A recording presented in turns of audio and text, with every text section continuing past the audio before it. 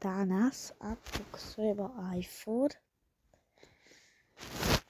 Ovo samo vidite, zato je pokvarena kamera malo, ali sad ćemo, ja moram ovako, vidite na snimku. I sada ćete da vidite iPhone. Inače ovo zavedi.